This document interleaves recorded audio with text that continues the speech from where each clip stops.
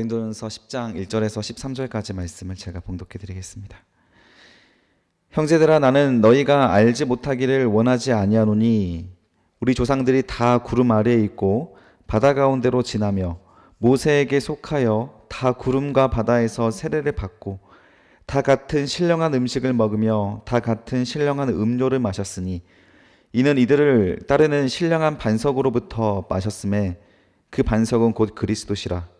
그러나 그들의 다수를 하나님이 기뻐하지 아니하셨으므로 그들의 광야에서 멸망받았느니라. 이러한 일은 우리의 본보기가 되어 우리로 하여금 그들이 악을 즐겨한 것 같이 즐겨하는 자가 되지 않게 하려 함이니 그들 가운데 어떤 사람들과 같이 너희는 우상 숭배하는 자가 되지 말라. 기록된 바 백성이 앉아서 먹고 마시며 일어나서 뛰논다 함과 같으리냐. 그들 중에 어떤 사람들이 음행하다가 하루에 2만 3천 명이 죽었나니 우리는 그들과 같이 음행하지 말자. 그들 가운데서 어떤 사람들이 주를 시험하다가 뱀에게 멸망하였나니 우리는 그들과 같이 시험하지 말자. 그들 가운데서 어떤 사람들이 원망하다가 멸망시키는 자가에게 멸망하였나니 너희는 그들과 같이 원망하지 말라. 그들에게 일어난 이런 일은 본보기가 되고 또한 말세를 만난 우리를 깨우치기 위하여 기록되었느니라. 그런즉 선줄로 생각하는 자는 넘어질까 조심하라. 사람이 감당할 시험 밖에는 너희가 당하는 것이 없나니 오직 하나님은 미쁘사 너희가 감당하지 못할 시험 당함을 허락하지 아니하시고 시험 당할 즈음에 또한 피할 길을 내사 너희로 능히 감당하게 하시느니라. 아멘. 안심할 때가 가장 위험할 때다. 안심할 때가 가장 위험할 때다라는 제목으로 주의 말씀 증거하도록 하겠습니다. 바울이 지금 열심히 자유함에 대해서 설교를 했었습니다. 음식에 대한, 그래서 믿음이 연약한 사람들을 위해서 하지 않아야 될 것, 그리고 또한 이 자유로서 종의 자리까지 내려가서 이웃을 섬길 수 있는 것, 이런 자유함에 대해서 설교를 하고 나서 오늘은 이제 우상 숭배하는 일을 피해야 하는 그런 일을 말했는데, 가장 중요한 것은 하나님을 시험하지 말라, 멸망당할 만한 그런 길을 걸어가지 말라라는 말씀이죠. 말씀을 한번 들어가 봅시다. 1절에 보면 형제들아, 나는 너희가 알지 못하기를 원하지 아니하노니 우리 조상들이 다 구름 아래 있고 바다 가운데 지났대. 자, 이게 이 출애굽기에 있었던 과거의 이야기를 꺼내서 지금 오늘 고린도 교회를 비유하는 것입니다. 이런 비유를 사용할 때에는 우리가 이런 상태이기 때문에 이런 비유를 하는 거죠. 그래서 이 고린도 교회 상태가 출애굽했을 때 이스라엘 백성들의 상태와 굉장히 닮아 있다. 자, 그들이 어떻게 멸망했는가? 그들 중에 다수는 이 약속의 땅에 들어가지 못했는데 하나님이 왜 그들을 결국 끝까지 인도하지 못했는가? 그 이야기를 하는 건데, 나는 너희가 알지 못하길 원하지 아니하노라. 이 출애굽의 사건은 다 알고 있습니다. 당시에 유대인들은 너무 빠삭하게 알고 있고 이방인들 중에서 기독교인이 된 고린도 성도들도 이미 성경 공부를 여러 차례 했기 때문에 잘 알고 있지만 그 의미를, 본래 가진 의미를 잃어버리지 않기를 하면서 다시 출애굽의 이야기를 가져와서 고린도 교회에게 교훈을 주고 있는 것이죠. 자, 조상들이 어디 아래에 있었냐면 구름 아래에 있었대요. 광야에서 40일 동안 행진할 때 하나님께서 불기둥과 구름기둥을 함께 이끌어 가셨지 않습니까?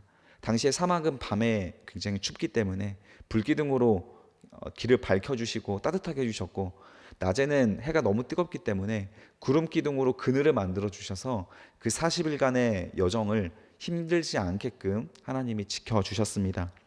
이후에 범죄하고 나서 가나안 땅에 들어가지 못하고 이 40년을, 그 40일을 하루로 계산해서 40년을 광야를 이렇게 헤매게 만드시는데, 그때에도 마찬가지로 불기둥과 구름기둥으로 보호하셨죠. 그래서 이 구름 아래에 있다라는 것은 하나님의 보호 아래 우리를 하나님께서 머물게 하셨다라는 거예요. 그렇습니다. 우리가 성도가 되는 것은 하나님의 보호 아래 들어가는 거예요. 그래서 어떤 보호겠습니까? 우리가 해를 당하지 아니하고 뭐 그런 보호도 있겠지만 가장 중요한 보호는 죄를 안 짓게 만드는 보호예요. 보호. 그래서 자꾸 반복하는 거지만 결국 우리가 성경을 보면서 무엇을 하지 말아야 될지를 계속 우리는 유념해서 봐야 됩니다.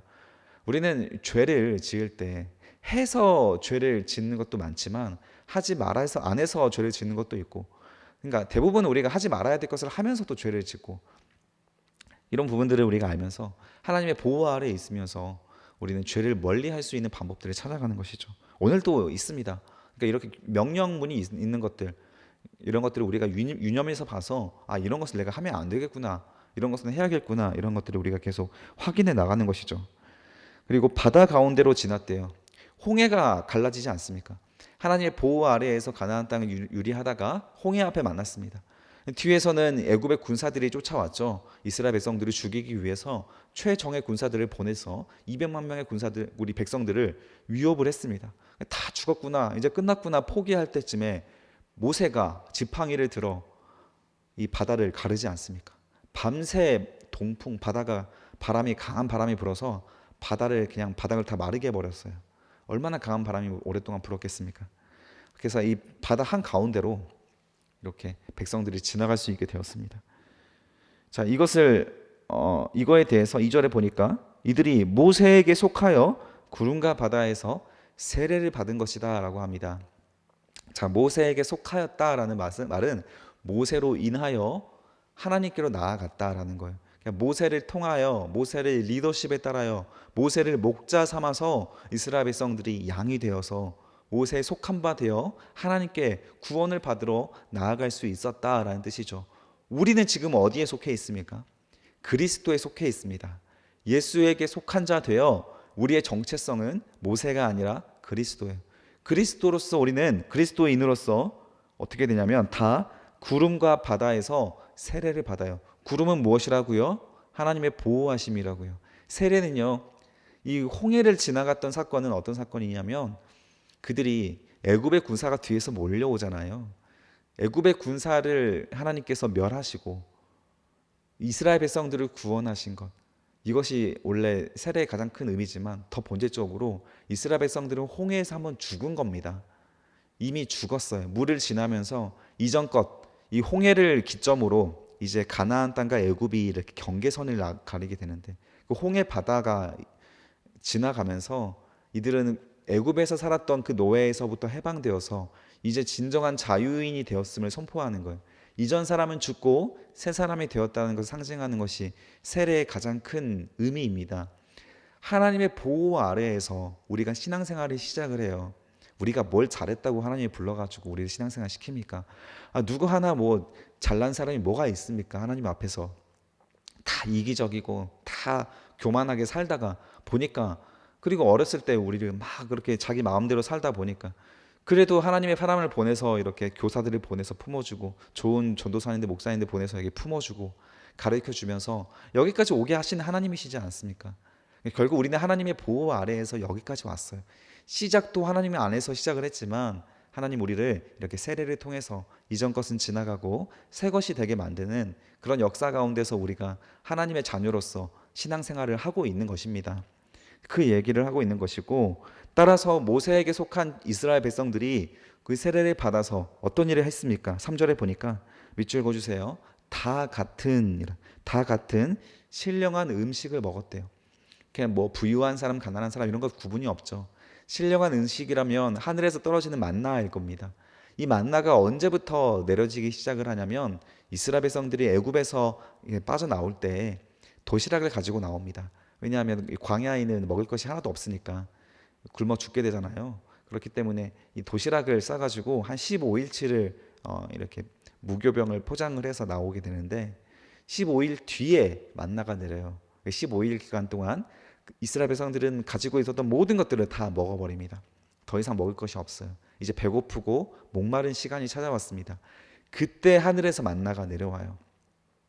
따라서 이 만나의 의미는 무엇이냐면 우리가 할 수 있는 모든 것들을 할 수 없는 그 순간에 하나님께서 먹이시고 입히시는 것을 경험하게 되는 것이 바로 만나입니다.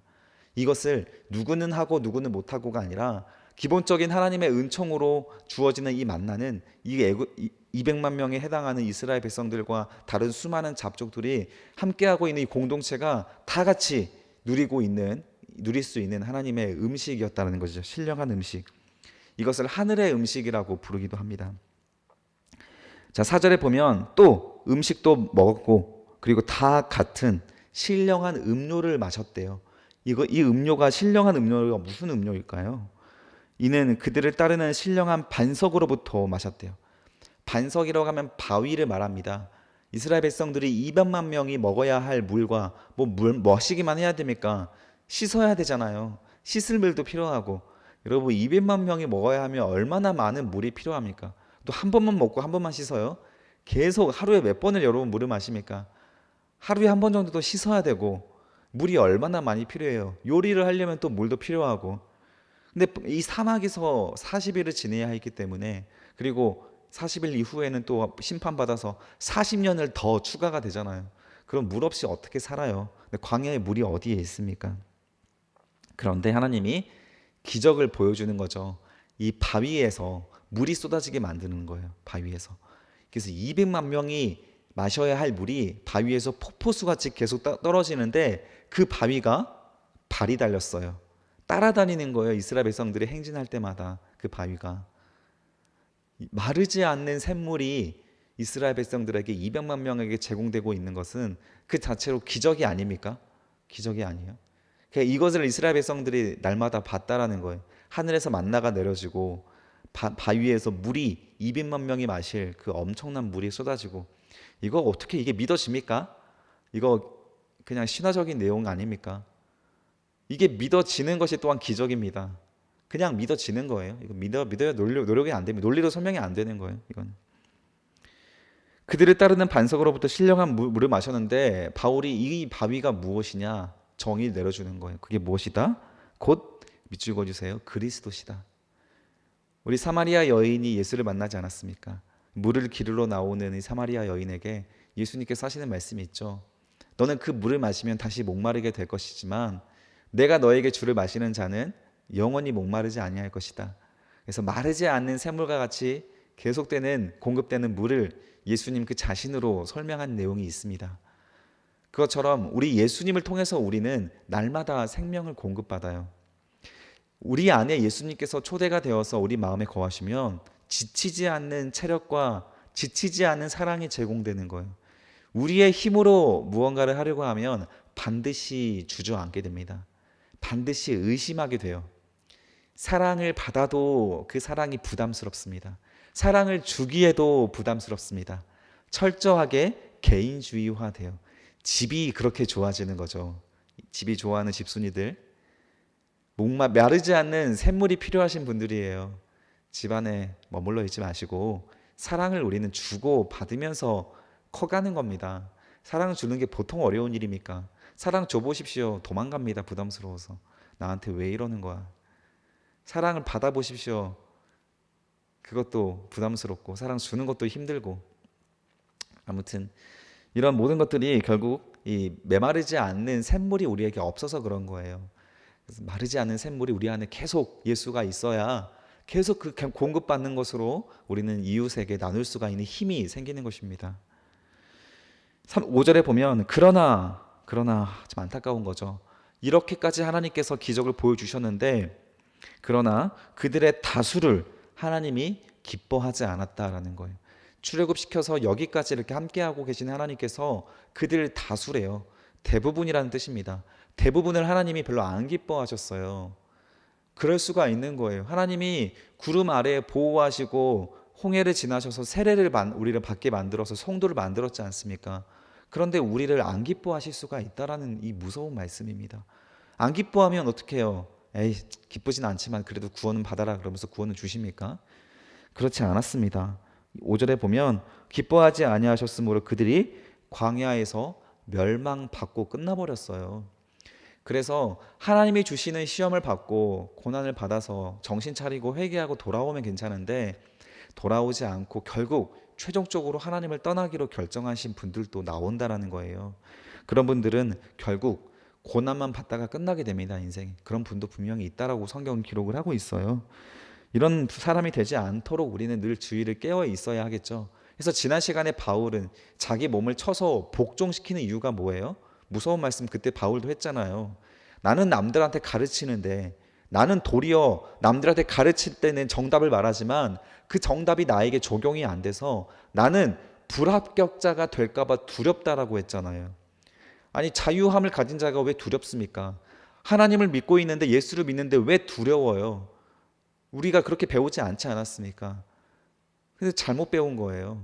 우리는 하나님을 만나고 예수를 통해서 두려움을 배웁니다. 그 두려움이 바로 하나님을 경외함이잖아요. 경외함. 뭐가 두려워져요? 내 연약함이 두려워져요. 내 불신앙이 두려워지고 내 더러움이 두려워지는 것이 당연한 겁니다. 그래야 그만큼 예수 그리스도의 은혜가 큰 만큼, 내가 갚지 못할 큰 은혜를 갚았다고 할 만큼 반복적으로 또 배신하고 지는 죄는 엄청난 죄죠. 그 양심상 이게 허락이 됩니까? 누군가가 나한테 100억짜리 빚을 탕감해 줬다고 해보십시오. 근데 그 사람한테 자꾸 우리가 뒤통수를 친다고 생각해 봐요. 눈이 두 개가 실명이 됐는데 눈알 하나를 떼주는 친구가 있어요. 얼마나 고맙습니까? 얼마나 그 친구를 위해서 모든 걸 다 하겠어요. 그런데 결정적일 때 그 친구를 배신해야 될 상황이 일어났다고 생각해 보십시오.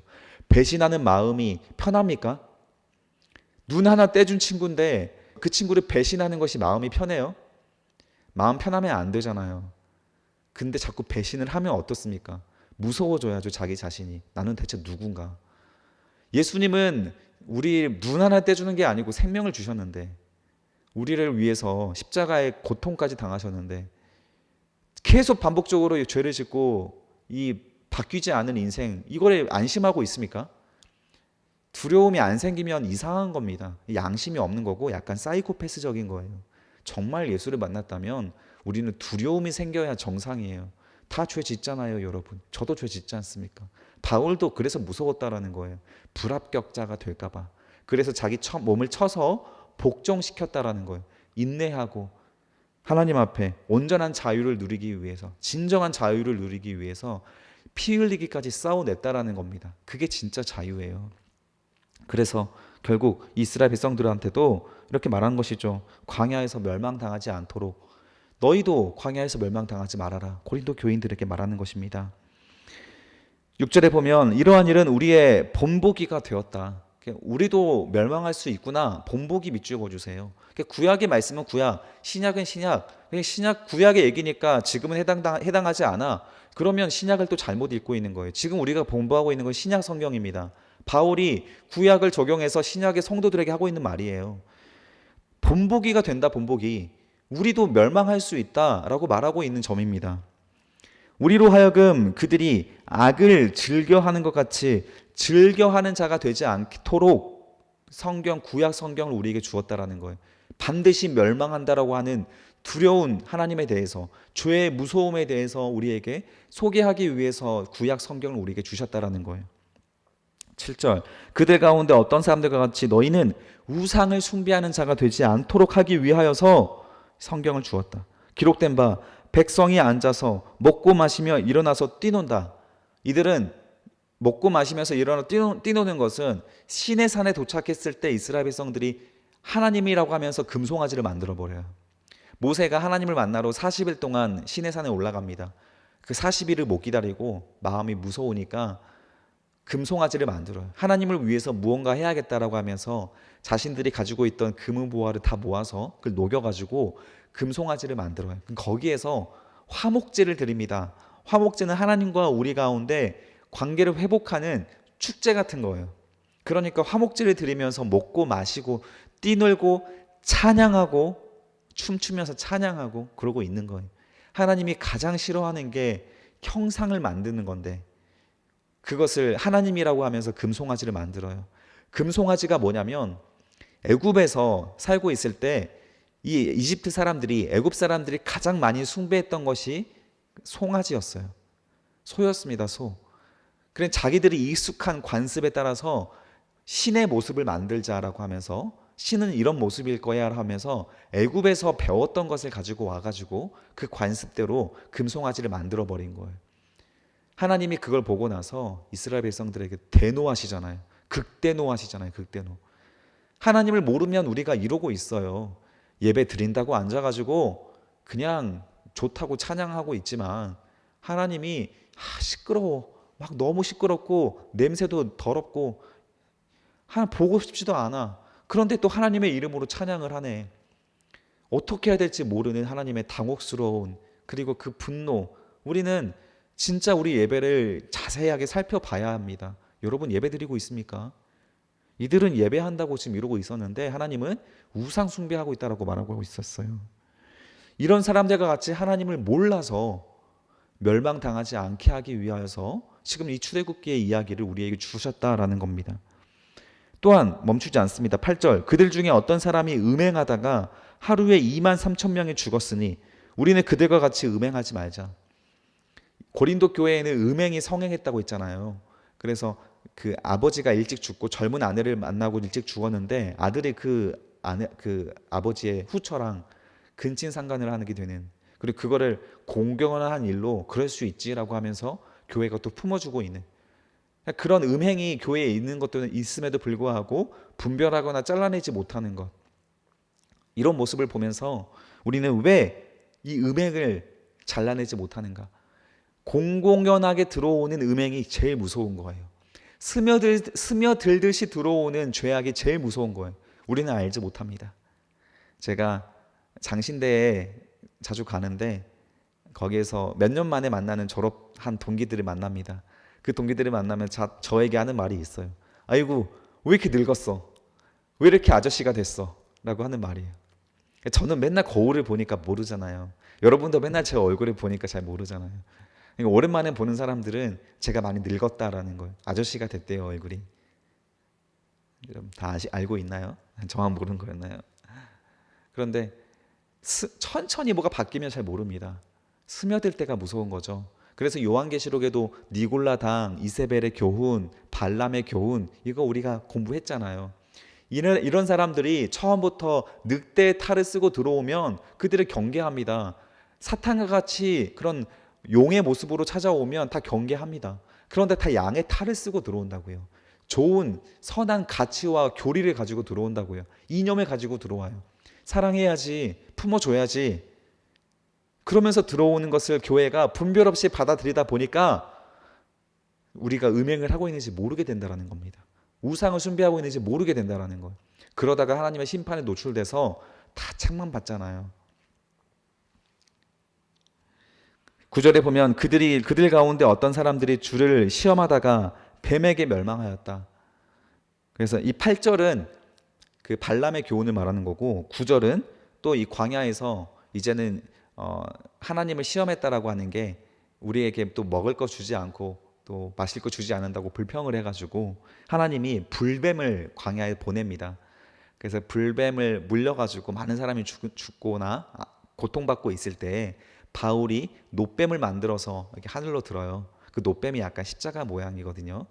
그래서 우리 그 세계 의료기관 있죠, 그 WTO인가? 거기 보면 놋뱀이 마크가 있어요. 놋뱀을 보는 사람들마다 다 회복했대요.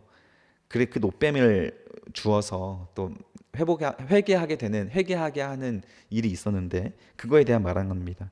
주님을 시험하다가 불평하다가 하나님의 전능함을 시험하다가 멸망했다. 우리는 그들과 같이 어떻게 하지 말자? 시험하지 말자.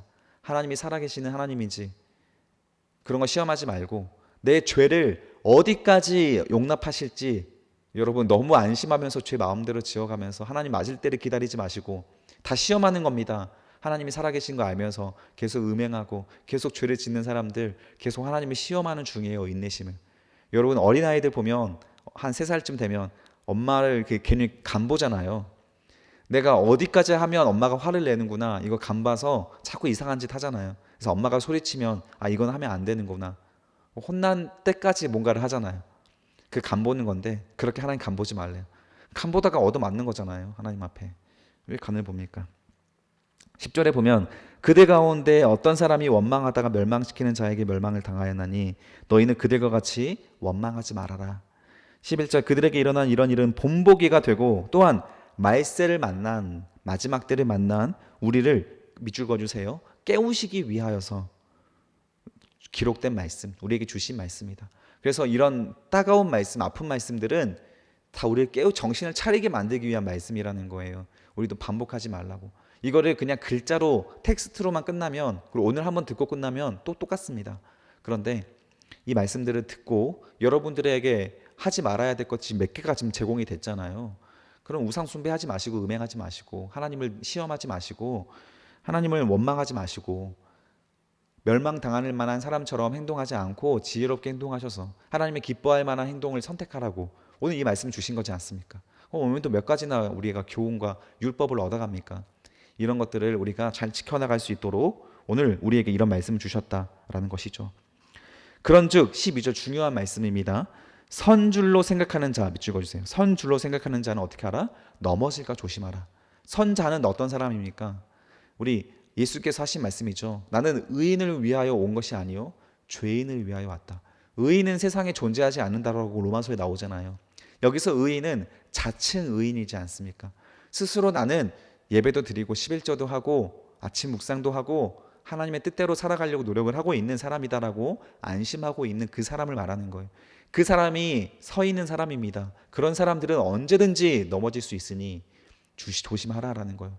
서 있으면 하나님을 붙잡고 서 있어야지, 여러분들의 의지를 붙잡고 서 있으면, 세상을 붙잡고 서 있으면 곧바로 넘어지는 겁니다. 그래서 우리는 항상 조심을 해야 한다라는 거예요. 안심할 때가 가장 두려울 때다. 그래서 우리는 경계태세를 늦추면 안 됩니다. 13절에 보면 사람이 감당할 시험 밖에는 너희가 당한 것이 없나니 오직 하나님은 미쁘사 너희가 감당하지 못할 시험 당함을 허락하지 아니하시고 시험 당할 즈음에 또한 피할 길을 내사 너희로 능히 밑줄 그어주세요. 감당하게 하신다. 하나님은 여러분 시험에 대해서는 두 가지가 있다라고 가르쳤습니다. 시험은 하나님이 주는 시험이 있고 사탄이 주는 시험이 있어요. 사탄이 주는 시험은 유혹입니다. 템테이션이에요. 유혹이고, 그래서 돈을 주면서 유혹하고 음란한 거 주면서 유혹하고 미운 상대를 주면서 유혹을 합니다. 어떻게 해서든지 하나님을 떠날 수밖에 없는 길을 만들어주며 유혹을 하는데, 하나님이 주는 시험은 색깔이 달라요. 우리를 성장시키고 우리가 세상 걸 의지하지 않고 하나님을 의지할 수 있도록 하는 고난입니다. 둘 다 좀 아픈 것인데 이 사탄이 주는 유혹이 약간 좀 더 우리가 달콤한 거라서 넘어가기가 어려워요. 그래서 이 하나님이 주는 시험인지 사탄이 주는 시험인지를 잘 구분해야 돼요. 하나님은 우리를 유혹하진 않습니다. 돈으로 유혹하진 않아요. 유혹하는 게 있으면 무조건 사탄의 것이다라고 생각하면 돼요. 그런데 하나님께서 우리에게 때로는 그런 아픔과 헤아리지 못하는, 이해할 수 없는 고난을 우리에게 주실 때도 있지만, 그때에는 어떻게 주신다고요? 하나님은 신실하사 우리를 사랑하사 우리가 감당할 수 없을 만큼은 주시지 않는다라는 거예요. 그래서 참 견디기 어려운 시련을 당하고 있습니까? 이거 하나님이 나를 그만큼 크게 보시기 때문에 주시는 시련이라고 이해하시면 되는 거예요. 나를 그렇게 크게 사용하시기 위해서, 나를 그렇게 사랑하기 위해서, 사랑하시니까, 나는 이거를 충분히 감당할 수 있는 능력이 있으니까. 하나님은 나보다 나를 더 잘 아시잖아요. 여러분 머리카락 몇 개인지 세십니까? 하나님은 세고 있어요. 우리를 우리보다 더 잘 알고 있는 하나님이 우리에게 주시는 시련이라면 우리는 그 능히 이겨낼 수 있을지 믿으시고 인내하시기 바랍니다. 그리고 세속적인 거 선택하지 마시고 유혹에 넘어가지 마시고 하나님의 방법으로, 하나님의 뜻으로 그 시험을 넘어서십시오. 그러면 그만큼 여러분들, 우리는 성장하여서 하나님을 기쁘시게 하는 자가 될 수 있다는 거예요. 오늘 너무 중요한 말씀들 여러 가지를 공부했습니다. 하나님이 싫어하는 것, 기뻐하는 것. 싫어하는 것은 이렇게 하나님을 두려워하지 않고 죄를 두려워하지 않은 것인데, 기뻐하는 것은 하나님이 또 주신 고난과 시련을 원망하지 않고 잘 믿음으로 극복해 나가는 그 모습을 또한 하나님은 기뻐하신다는 것을 배웠습니다. 오늘 말씀들을 뼈에 새겨서 다시 한번 묵상해 보시고 읽어보시면서 하나님 말씀을 실현할 수 있고, 또 주님의 사랑을 붙잡아서 멸망당하거나 계속 고통을 당하는 그런 안타까운 인생 살아가지 않고 하나님과 동행하는 기쁨의 삶을 살아갈 수 있는 여러분 되시기를 주님의 이름으로 축복합니다. 기도하겠습니다. 살아계신 아버지 하나님, 감사합니다. 오늘 우리에게 주신 이 말씀, 귀한 말씀들 우리가 주님 주신 말씀으로 이해하고 주의 주신 말씀으로, 하나님 말씀으로 받아들이고 아멘할 수 있도록 인도하여 주시고, 뼈에 새겨서 또한 하나의 정보로 얻고 끝나지 않게 하시고 행동으로 옮겨낼 수 있는 주님의 귀한 말씀이 되게 하여 주시옵소서. 오늘 시련을 당하고 있는 자들, 하나님이 주신 축복의 선물인 줄 알고 하나님 잘 인내하고 견뎌낼 수 있게 하시고, 회개할 것이 있다면 멈추지 않고 머뭇거리지 않고 회개함으로 죄를 떠나게 도와주시옵소서. 하나님, 이 말씀들을 우리가 받아 먹었사오니 우리에게 이것을 지킬 능력을 허락하여 주시옵소서. 감사드리며 예수님의 이름으로 기도드립니다. 아멘.